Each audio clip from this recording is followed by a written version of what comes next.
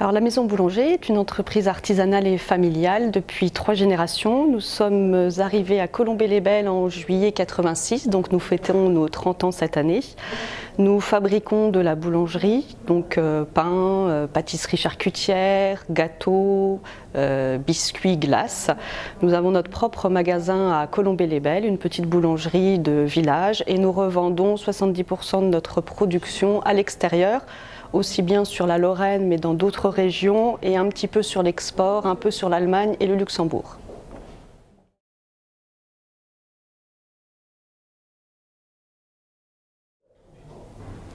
Donc les parents, quand ils se sont installés à Colombey-les-Belles en 86, ils ont commencé à construire des laboratoires pour pouvoir avoir un numéro d'agrément et aller démarcher des GMS, des points chauds. À l'heure actuelle, on n'a plus beaucoup de place, donc on a pris la décision en famille de partir sur la zone en Prave à Allain. Et on passe donc d'une boulangerie artisanale sur Colombey à un outil un peu plus industriel où on investit 2 millions d'euros. Une partie qui est sur l'achat du terrain et construction du bâtiment et une partie sur les machines. Ce nouveau projet va nous permettre à nous et aux salariés déjà d'avoir un outil de production un peu plus adéquat, puisque là c'est très labyrinthe, on perd souvent des salariés dans les laboratoires. Et surtout ça va nous permettre de postuler pour avoir l'IFS, qui est une norme qui est importante sur le domaine ici en France et avec les régions, mais surtout pour pouvoir aller à l'export sur les pays nordiques comme la Suède et la Norvège. Et notre projet et notre volonté, c'est de développer un peu plus l'export que ce qu'on peut faire actuellement.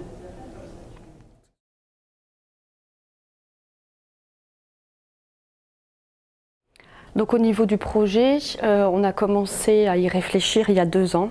On en a parlé autour de nous, aux salariés.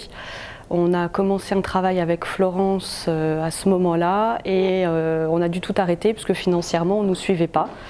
Ce qui nous a permis de le mûrir un peu mieux, ce projet, d'en parler encore plus avec les salariés, de prendre le temps de les impliquer au niveau des plans, au niveau du terrain, et pour arriver maintenant à reprendre le fil là où on était finalement avec eux il y a 2 ans.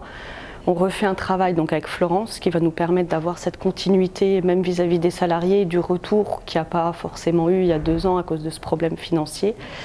Et à côté de ça, on a été sollicité d'autres chefs d'entreprise, d'autres réseaux pour savoir comment ça se passe, parce qu'on investit quand même notre chiffre d'affaires, et à savoir quelles sont les aides, quels peuvent être les accompagnements, ceux qui ont déjà fait un crédit bail notamment ou une construction de nouveaux bâtiments, ce qu'il faut faire attention dans la construction, dans le choix du contractant, dans le choix des entreprises. On s'est bien entouré, je pense. Maintenant, on essaye d'anticiper un maximum tout ce qui pourrait arriver, tout ce qu'on nous a dit. On n'est pas à l'abri du petit couac dans 1 an.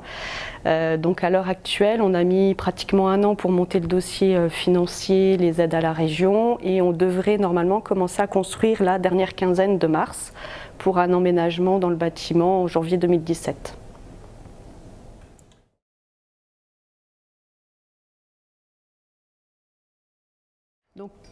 Donc nous, on a fait le choix de vouloir impliquer les salariés dès le début de notre réflexion. En fait, à la base, il y a mon frère, ma belle-sœur et moi, où on décide de vouloir se lancer dans ce nouvel investissement qui est assez lourd pour la société. Et on s'est dit, c'est bien beau, mais on peut aller chercher les financements, mais si les salariés ne se trouvent pas un minimum impliqués, on va pouvoir les déplacer d'un point A à un point B.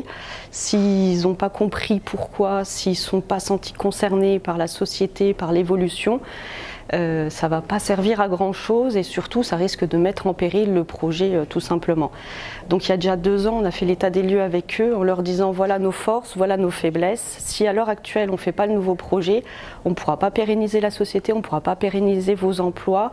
Donc quelles sont vos idées, comment on pourra améliorer, que ce soit le management, les locaux. La première étape, ça a été de leur dire venez, on se met autour de la table, et chaque personne est venue et a mis sa petite griffe autour du plan en disant moi je veux la table comme ça serait bien qu'on fasse comme ça. Et finalement on se rend compte que comme c'est eux qui sont dans ces laboratoires, c'est eux qui travaillent, même si mon frère est souvent en fabrication, ils nous ont apporté beaucoup d'idées. Et donc ça a été plutôt bénéfique et on s'est dit on est dans la bonne voie, il faut continuer à les impliquer. Maintenant, la prochaine étape, c'est effectivement de les emmener sur le terrain quand il y aura le premier coup de pioche, puisque les plans, ils les ont vus, les plans définitifs.